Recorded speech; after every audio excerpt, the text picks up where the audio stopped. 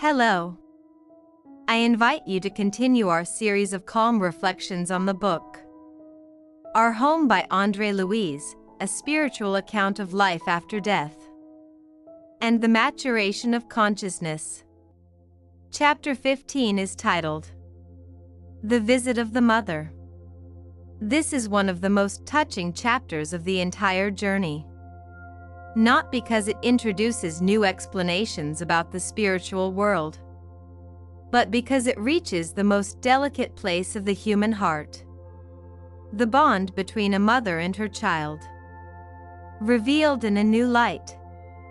After his conversation with Clarêncio, André Luiz follows the guidance of the Minister of Assistance. He focuses on rebuilding his strength, on learning, and on preparing himself for the road ahead. This time, however, his reflections are no longer marked by rebellion or complaint. They are filled with quiet remorse, with recognition of past mistakes, with awareness of missed opportunities. André begins to truly understand the weight of earthly incarnation. He realizes that life on earth was not a game, nor a brief episode, but a sacred opportunity for growth. For this reason, a feeling arises within him that he does not deserve the hospitality of our home. The sincerity of Clarêncio no longer wounds him. It heals him. In this state of deep inner focus, André also feels a powerful longing. He does not speak it aloud. He does not ask.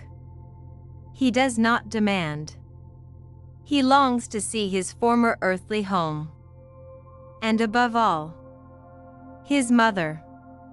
Yet he remains silent. He has already learned that in the spiritual world nothing happens by chance. If this desire has not been fulfilled spontaneously, it means the right moment has not yet arrived.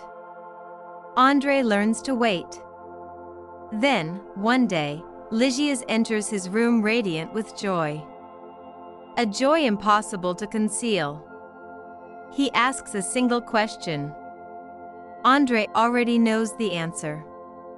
It is his mother.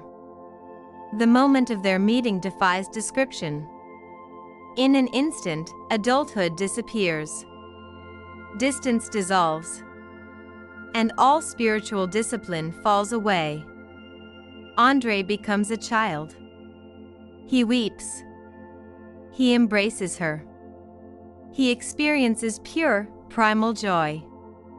This is not a sentimental scene. It is an image of the power of a spiritual bond that has survived the death of the body. André's mother is no longer the frail elderly woman of his last earthly years.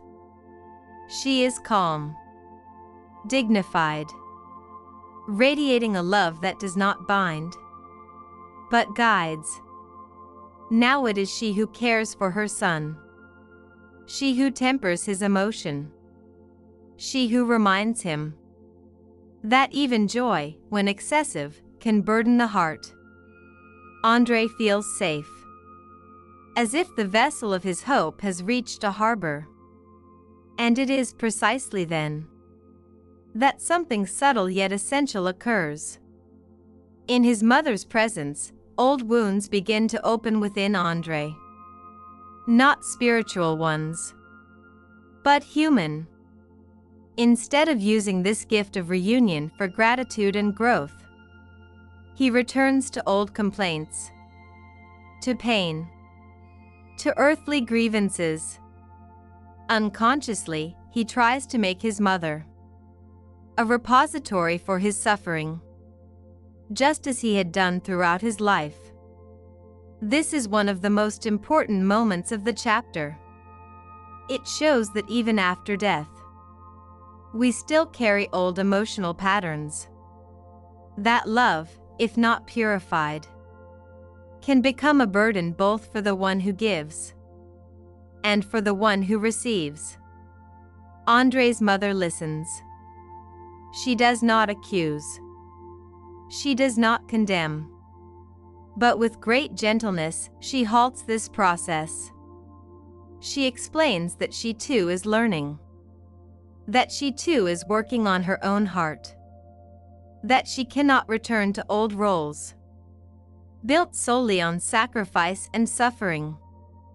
In the spiritual world, love does not mean sharing pain. It means growing together toward the light. She reminds André that they are not the only beings experiencing separation. That pain does not build us through tears, but through understanding. And that true love does not hold the spirit in the past, but helps it move forward. These words awaken him.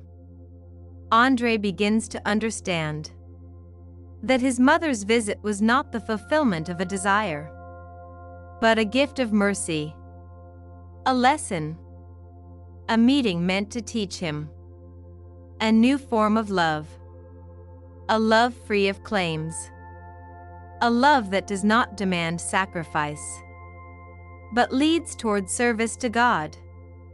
As he bids his mother farewell, he sees her as more beautiful than ever, not because she looks different, but because her love has matured. Chapter 15 teaches us a profound truth: that spiritual bonds do not end with death, but that they must be transformed. It teaches that love which does not allow the other to grow is not yet complete love. That suffering is not spiritual currency, and compassion does not mean sustaining pain. This is a chapter about transition from emotional love to spiritual love, and it leaves us with a question that reaches very deeply. Are we able to love in such a way that we do not hold back those we love, but help them move forward? In the next chapter, we will see how this lesson begins to bear fruit in the further path of André Luiz. See you soon.